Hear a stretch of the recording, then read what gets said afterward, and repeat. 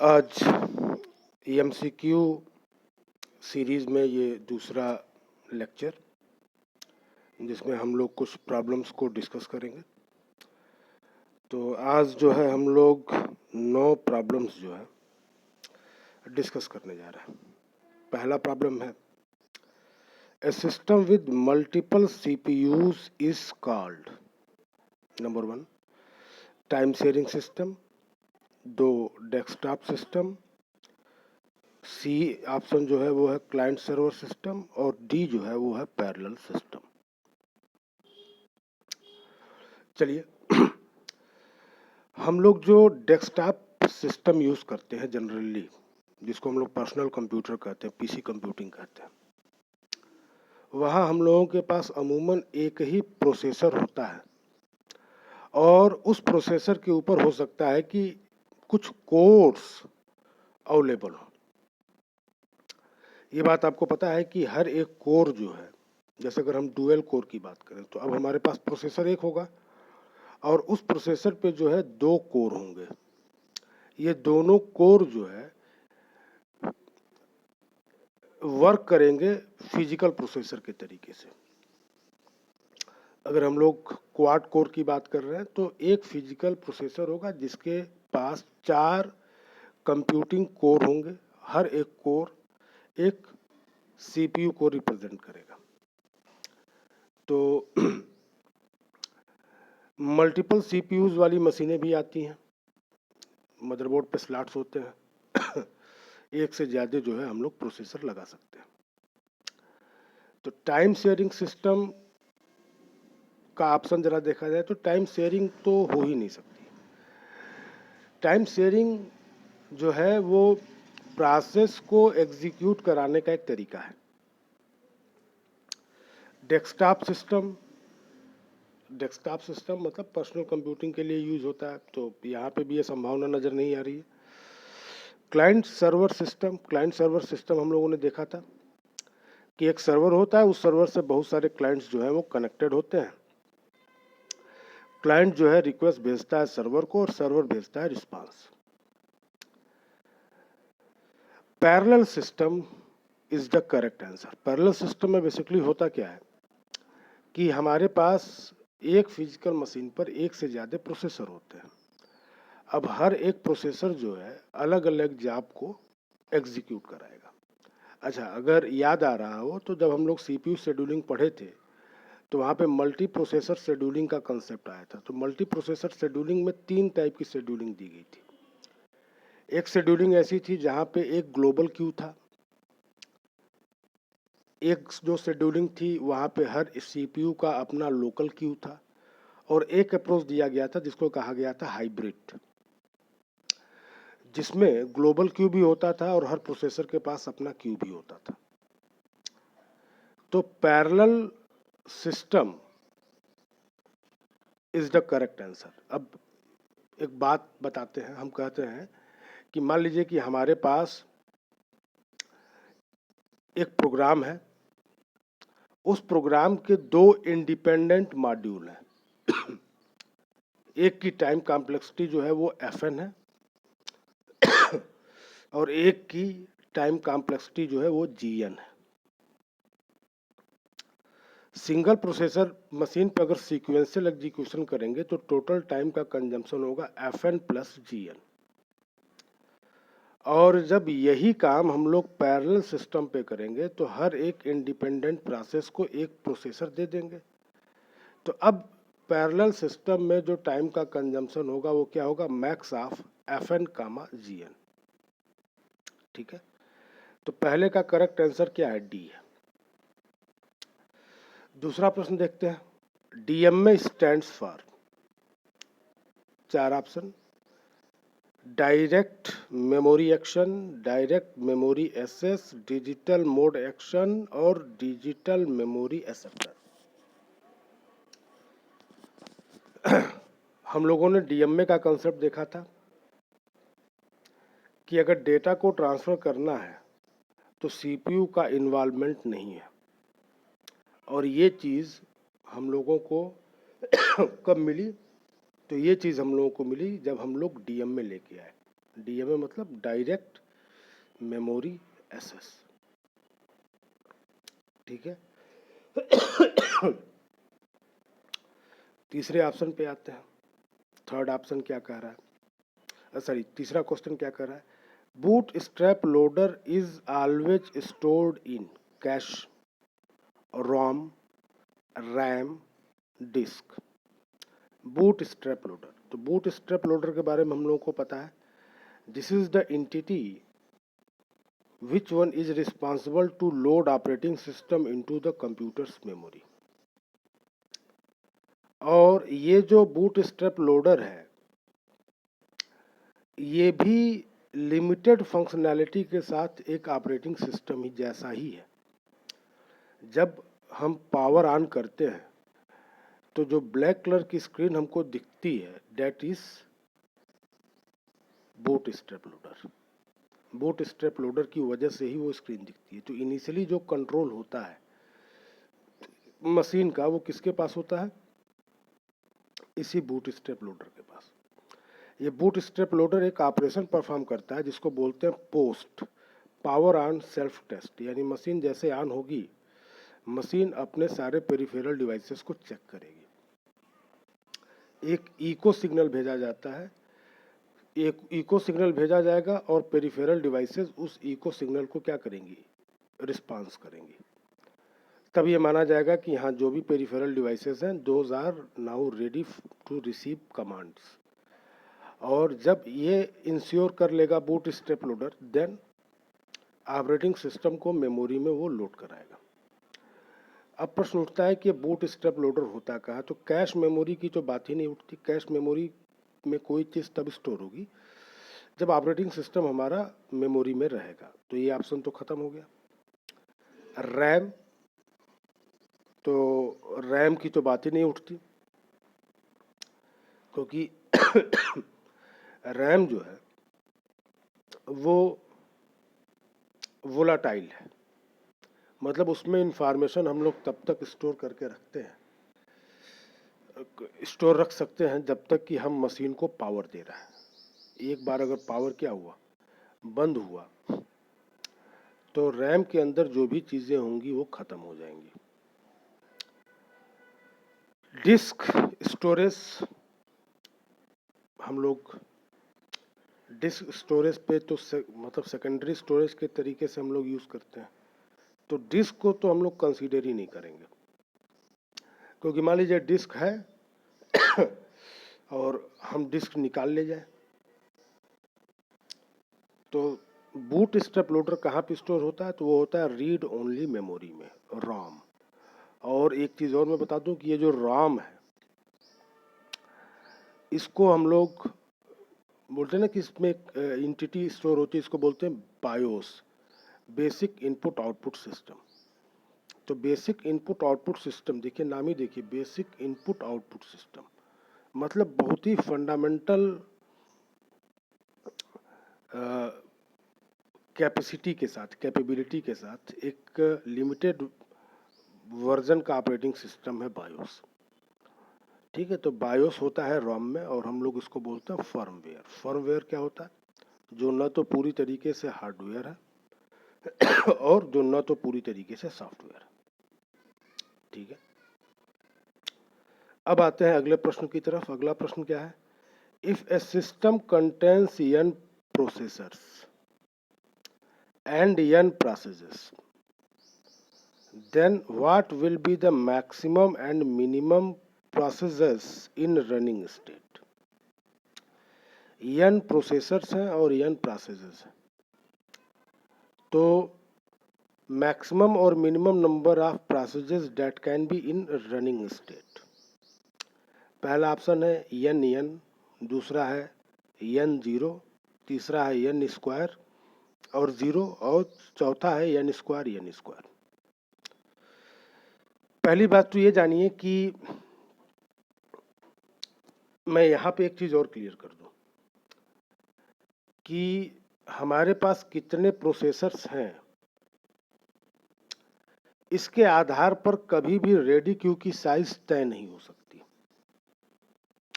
ऐसा बिल्कुल नहीं होगा कि हमारे पास n प्रोसेसर्स हैं तो हमारे रेडी क्यू की साइज भी क्या हो, n हो। यानी नंबर ऑफ प्रोसेसर और साइज ऑफ रेडी क्यू का आपस में कोई संबंध नहीं है। n प्रोसेसर्स हैं तो हर एक प्रोसेसर एक टाइम पर मैक्सिमम एक जॉब को एग्जीक्यूट कराएगा। तो मैक्सिमम कितने जॉब एग्जीक्यूट हो सकते हैं, n। और जो मैंने कहा कि नंबर ऑफ प्रोसेसर का कोई संबंध रेडी क्यू से नहीं है, तो minimum number of processes in running state क्या हो सकते हैं, 0।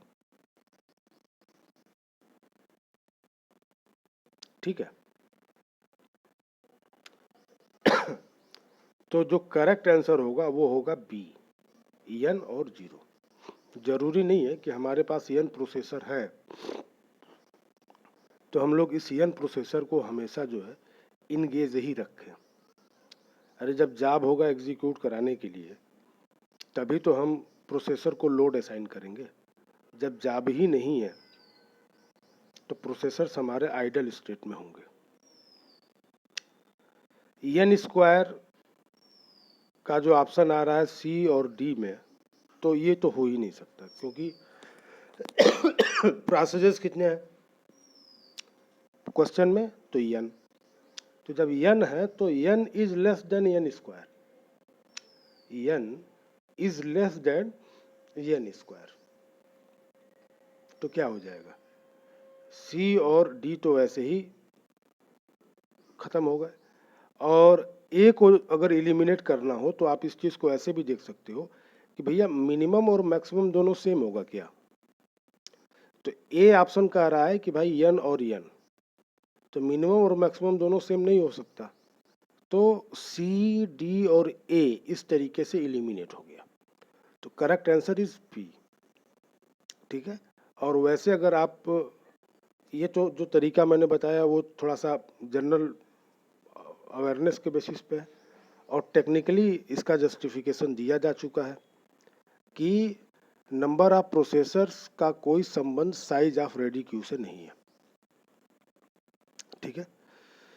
अब आते हैं हम लोग अपने अगले प्रश्न की तरफ। अगला प्रश्न क्या कह रहा है, अगला प्रश्न कह रहा है if A system contains CPU bound processes then which of the following scheduling algorithm produces maximum efficiency of CPU।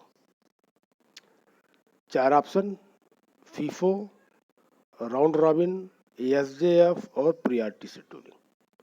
इसको जरा सोचिए, बड़ा शानदार सा प्रश्न है कि CPU बाउंडेड प्रोसेसेस है। ठीक है। हम लोगों ने प्रोसेसेस को दो तरीके से कैटेगराइज किया था, CPU बाउंडेड बोला था और IO बाउंडेड बोला था। CPU बाउंडेड और IO बाउंडेड।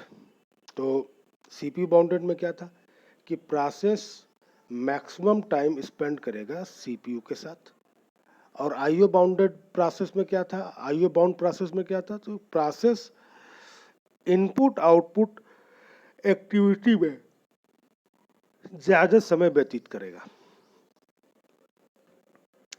ठीक है। अच्छा, अब बात करते हैं हम लोग ऑप्शंस की। तो फीफो मतलब FCFS, first come first serve scheduling. तो यहाँ पे तो हम लोगों ने कानवाई इफेक्ट देखा था, मतलब आर्डर अगर प्रोसेसेस का चेंज कर दीजिए तो एवरेज वेटिंग टाइम भी चेंज हो जा रहा था। राउंड रॉबिन शेड्यूलिंग का इस्तेमाल उस केस में होता है जहां पे हम रिस्पांस टाइम को कम रखना चाहते हैं। ठीक है। प्रायोरिटी शेड्यूलिंग के साथ दिक्कत है, यहाँ स्टारवेशन की प्रॉब्लम दिख जाती है। अब अगर एसजेएफ पे डिस्कशन याद आ रहा हो तो एसजेएफ ने कहा कि शॉर्टेस्ट जॉब फर्स्ट, और जब आप शॉर्टेस्ट जॉब फर्स्ट की बात करना शुरू करते हो तो एफसीएफएस वाली प्रॉब्लम जो है ना उसको पिक करिए और सारे जॉब का सीक्वेंस चेंज कर दीजिए असेंडिंग ऑर्डर में on the basis of CPU burst needed. अब देखिए कि कानवाई इफेक्ट क्या हो जाएगा, खत्म हो जाएगा। ठीक है, कानवाई इफेक्ट क्या हो जाएगा, खत्म हो जाएगा। तो एसजेएफ में waiting time, average waiting time minimum होता है।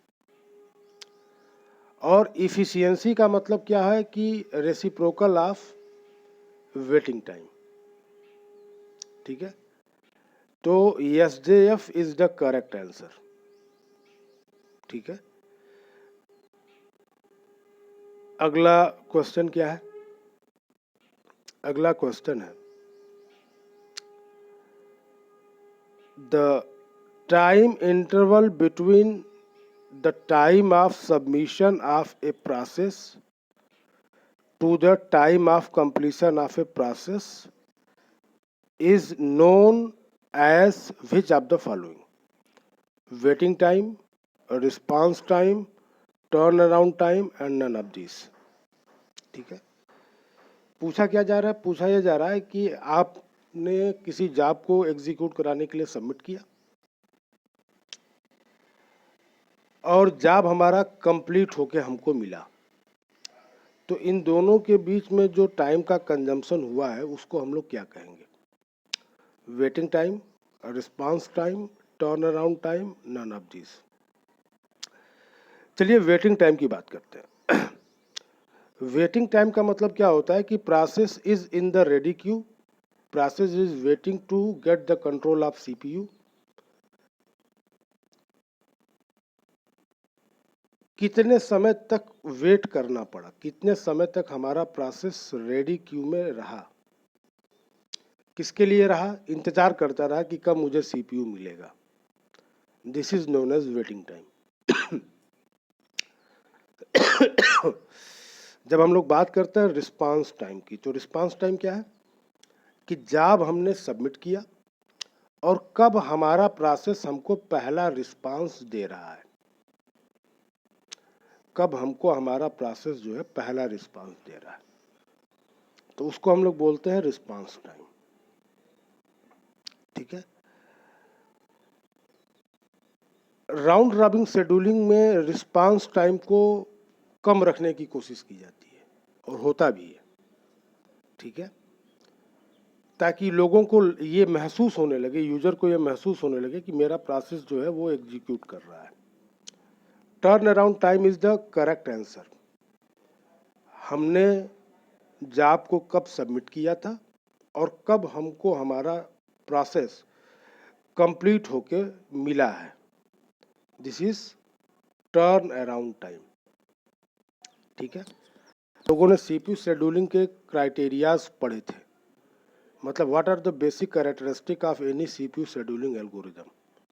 तो वहाँ पे हम लोगों ने देखा था कि वेटिंग टाइम को कम होना चाहिए, रिस्पांस टाइम कम होना चाहिए, थ्रूपुट वगैरह ज़्यादा होना चाहिए। ठीक है,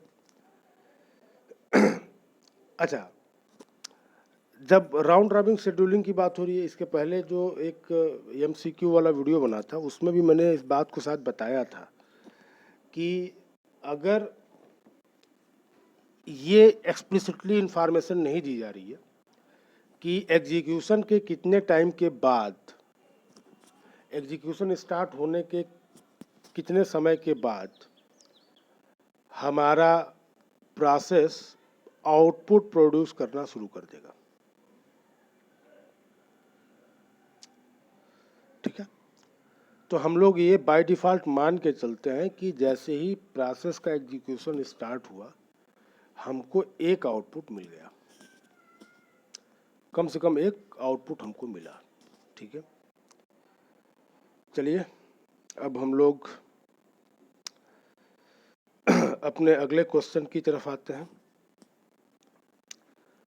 अगला क्वेश्चन है कि इन ए lottery scheduler with 40 tickets, how we will distribute the tickets among 4 processes P1, P2, P3 and P4 such that each process gets 10%, 5%, 60% and 25% respectively. नीचे 4 ऑप्शंस हैं। देखिए, लॉटरी शेड्यूलिंग भी एक कॉन्सेप्ट आता है। उसमें ये कहा जाता है कि किसी प्रोसेस का एग्जीक्यूशन तब होगा, सबसे पहले वो प्रोसेस एग्जीक्यूट होगा जिसके पास नंबर ऑफ टिकट्स ज़्यादा होंगे। जिसके पास नंबर ऑफ टिकट्स क्या होंगे? ज़्यादा होंगे। तो नंबर ऑफ टिकट्स ज़्यादा होंगे तो उसको लॉटरी शेड्यूलिंग के उसमें रखा जाता है।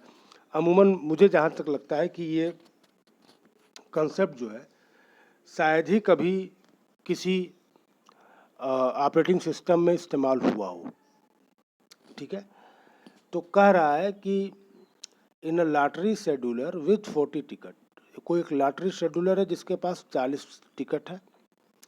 How we will distribute the ticket among 4 processes P1, P2, P3 and P4 such that each process gets 10%, 5%, 60% and 25% respectively।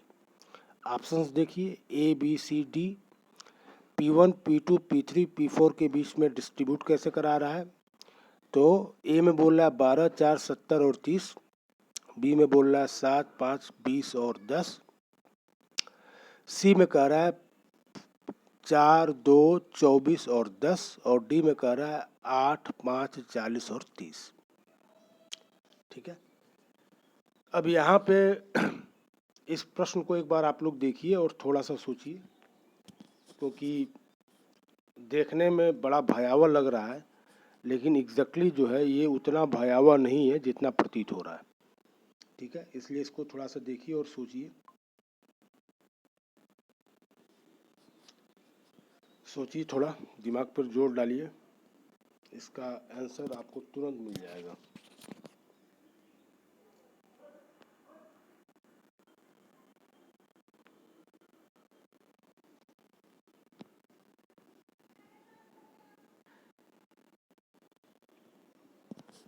Lottery scheduler 40 ticket के साथ 4 process P1, P2, P3, P4 such that each process gets 10%, 5%, 60% and 25%। चलिए भाई, जो ticket है 40 उसी का जो है परसेंटेज निकाल के बांटना है। तो P1 को 10% मिले तो 40 टिकट का 10% कितना हुआ? 4। P2 को 5 मिले तो 40 का 5% हुआ 2। P3 को मिले 60% तो 40 का 60% हुआ आपका 24। और P4 को मिले 25%, यानी P4 को कितने टिकट मिलेंगे? 40 टिकट में से 40 टिकट का 25% मतलब 10। एकदम से सिंपल, देखने में बड़ा खतरनाक सा लग रहा था। अब जरा देखिए तो सारे परसेंटेज को जोड़िए, देखिए 100 हो रहा है कि नहीं। तो 10 और 5 15, 60, 75, 25, 100। अब P1 को 4 टिकट मिला, P2 को 2 मिला, P3 को 24 मिला और P4 को 10 मिला। अब अगर इसमें आगे पूछता कि ये बताइए कि कौन सा प्रोसेस सबसे पहले एग्जीक्यूट होगा, तो आंसर क्या होता? P3, उसके बाद P4, उसके बाद P1, उसके बाद P2। ठीक है, तो ये हमको अमूमन लॉटरी शेड्यूलिंग जो है ये थ्योरेटिकल कॉन्सेप्ट ही हमको लगता है। ठीक है, चलिए हम लोग अगले क्वेश्चन की तरफ आते हैं। नेक्स्ट क्वेश्चन क्या है? Suppose A system contains n processes and system uses round robin scheduling, then which data structure is best suited ready queue of the process? Stack queue, circular queue और tree। जब हम लोग ready queue के बारे में पढ़ रहे थे तो मैंने वहाँ पे कहा था कि नाम भले ही रेडी क्यू है बट डोंट एज्यूम कि ये हमेशा FCFS या फीफो प्रिंसिपल को फॉलो करेगा। ठीक है। और राउंड रॉबिन शेड्यूलिंग में इस बात को क्लियरली मैंने बताया था कि आंसर क्या होगा, कौन सा क्यू इम्प्लीमेंट होता है, तो सर्कुलर क्यू होता है। ठीक है, सर्कुलर क्यू यूज़ किया जाता है एज रेडी क्यू कब, जब हम लोग बात करते हैं राउंड रॉबिन शेड्यूलिंग की। एफसीएफएस फीफो बेस्ड क्यू कब यूज़ होगा, तो फीफो बेस्ड क्यू हमेशा एफसीएफएस में होगा। ठीक है, अब जरा देखिए, हम लोग बात कर रहे हैं, अच्छा कब ट्री यूज होगा, ट्री कब यूज होगा, तो लोग कहेंगे यार ट्री कहाँ क्यू के तरीके से आएगा। ये भी प्रश्न उठ सकता है कि क्या कभी हमारा क्यू ट्री के फॉर्म में होगा, तो तत्काल में कोई जवाब दे सकता है कि अरे कहाँ क्यू और कहाँ ट्री, गलत। याद करिए, हम लोगों ने हीप को इम्प्लीमेंट किया था, हीप एज प्रियॉरिटी क्यू, याद आ रहा है, दो हीप बना था, मैक्स हीप और मिन हीप। तो हीप बेसिकली था क्या, ऑलमोस्ट कंप्लीट बाइनरी ट्री, याद आ रहा है, ऑलमोस्ट कंप्लीट बाइनरी ट्री। अगर हम लोग मिन हीप की बात करेंगे तो सबसे छोटा आइटम कहाँ होगा, रूट पे, और मैक्स हीप की बात करेंगे तो सबसे बड़ा आइटम कहाँ होगा, रूट पे। ठीक है, अब देखिए कि ट्री के तरीके से क्यू कहाँ कहाँ यूज होगा, तो एसजेएफ में होगा और प्रियॉरिटी शेड्यूलिंग में होगा। तो अब लोगों को लगेगा कि यार एसजेएफ में क्यों करा रहे हो, तो मैं जवाब देता हूँ, भाई एसजेएफ में क्या है, SJF is a type of priority Q, sorry priority scheduling. तो एसजेएफ में प्रियॉरिटी किसको दी जाती है, एसजेएफ में प्रियॉरिटी दी जाती है उस जॉब को जिसके लिए सीपीयू बस सबसे कम है, सबसे छोटा जॉब पहले एग्जीक्यूट होता है। ठीक है, तो प्रियॉरिटी निकालने का तरीका एसजेएफ में क्या हो जाएगा, 1/CPU बस्ट, तो जिसका सीपीयू बस्ट कम उसकी प्रियॉरिटी ज़्यादा। अब देखिए, अगर हम एसजेएफ की बात कर रहे हैं तो कौन सा क्यू मेंटेन होगा, तो मिन हीप होगा। मिन हीप में जो सबसे छोटा होता है वो कहाँ पे आता है, रूट पे आता है। अब प्रियॉरिटी क्यू में क्या है, प्रियॉरिटी वाइज चलेंगे तो कहाँ आएगा, तो उसके लिए भी हम लोग हीप मेंटेन करेंगे। तो हीप बेसिकली है क्या, heap is a type of tree. ठीक है, ये बड़ा शानदार सा एनालिटिकल क्वेश्चन था। अब एक बड़ा प्यारा सा क्वेश्चन है, the jobs are assumed to have arrived at time 0 and in the order P, Q, R, S, T. Calculate the departure time for the job P if scheduling is round robin with time slice of 1. Job ID P, Q, R, S, T, ये order दिया गया है। CPU bast P के लिए 4, Q के लिए 1, R के लिए 8, S के लिए 1, T के लिए 2। 4 ऑप्शन है, A, B, C, D। A में ऑप्शन है 16, B में है 10, C में है 11 और D में है 12। 4 जॉब किस ऑर्डर में आ रहे हैं, P, Q, R, S, T। ध्यान दीजिए, जिस ऑर्डर में आएंगे उसी ऑर्डर में एग्जीक्यूशन होगा। कब, जब हम लोग बात कर रहे होंगे एफसीएफएस की, जब हम लोग बात कर रहे होंगे राउंड रॉबिन की। ठीक है, सीपीयू बस दे दिया गया है 4, 1, 8, 1, 2। राउंड रॉबिन शेड्यूलिंग लगी है और टाइम स्लाइस है 1। तो सबसे पहले किसका एग्जीक्यूशन होगा, पी का। कितने टाइम तक, एक टाइम तक। तो देखिए 0 से स्टार्ट हुआ पी का एग्जीक्यूशन और 1 पे ख़त्म हुआ। पी को कितना चाहिए था, 4। पी के लिए अब कितना टाइम बचा है, 3। उसके बाद किसकी बारी आएगी, क्यू की। सीपीयू मिला 1 पर और 2 पे सीपीयू ले लिया जाएगा। अच्छा मज़े की बात, क्यू के लिए टाइम की रिक्वायरमेंट है 1, तो क्यू के ऊपर मैंने 0 लिखा। इसका मतलब क्या है कि क्यू कंप्लीट हो गया, जिसके ऊपर भी 0 आएगा वो जॉब कंप्लीट है।